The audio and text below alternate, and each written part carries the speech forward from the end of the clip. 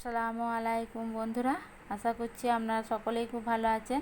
আমি আবারও চলে এসেছি আর.কে ভিলেজ ফুডে আপনাদের জন্য একটা রেসিপি নিয়ে।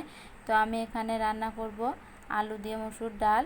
তার জন্য আমি নিয়ে নিয়েছি কেটে রাখা আলু, মুসুরি কলাই, নিয়েছি টমেটো কুচি, নিয়েছি কুচিয়ে রাখা পেঁয়াজ, গোটা শুকনো লঙ্কা, গোটা কাঁচা জিরে, তেজপাতা, আর নিয়েছি আমি কাঁচা জিরে বাটা, আর নিয়েছি আমি আদা রসুন বাটা। তো প্রথমে আমি মুসুরি কলাইটা ভালোভাবে ধুয়ে পরিষ্কার করে নেব।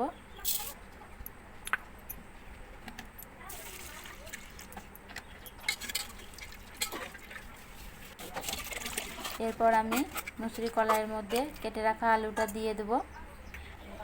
দিয়ে আলু আর মুসুরি কলাই ভালোভাবে ফুটিয়ে নেব।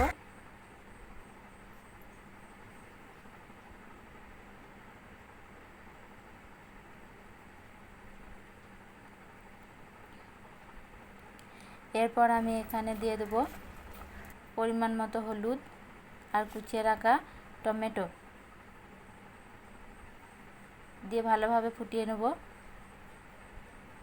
ফুটে উঠেছে, এরপর দিয়ে দেব আদা রসুন বাটা, আর দিয়ে দেব কাঁচা জিরে বাটা।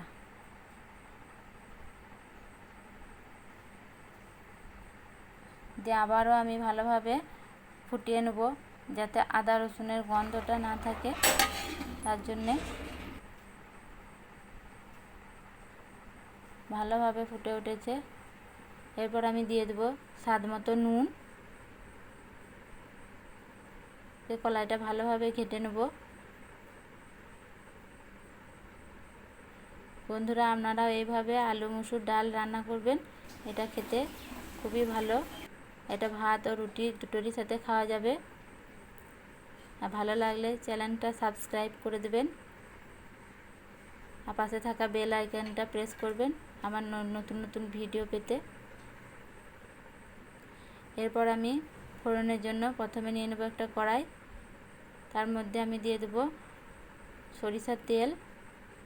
এরপর আমি দিয়ে দেব 4টা গোটা লঙ্কা শুকনো। এরপর দিয়ে দেব গোটা জিরে আর 2টো তেজপাতা, দিয়ে ভালোভাবে নাড়াচাড়া করে নেব। এরপর দিয়ে দেব কুচিয়ে রাখা পেঁয়াজ। পেঁয়াজটা লাল হওয়া পর্যন্ত অপেক্ষা করব। পেঁয়াজ লাল হয়ে গিয়েছে।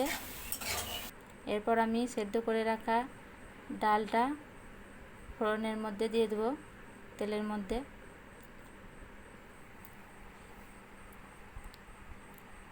দিয়ে ভালোভাবে নাড়াচাড়া করে নেব।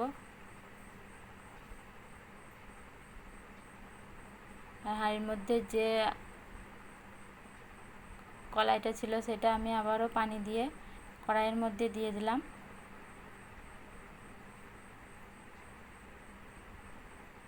তো ভালোভাবে একবার ফুটিয়ে নেব।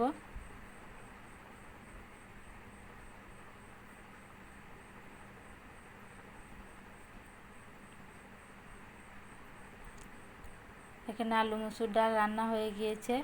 আপনারাও বাড়িতে এইভাবে রান্না করবেন। ভিডিওটা শেষ পর্যন্ত দেখার জন্য অসংখ্য ধন্যবাদ।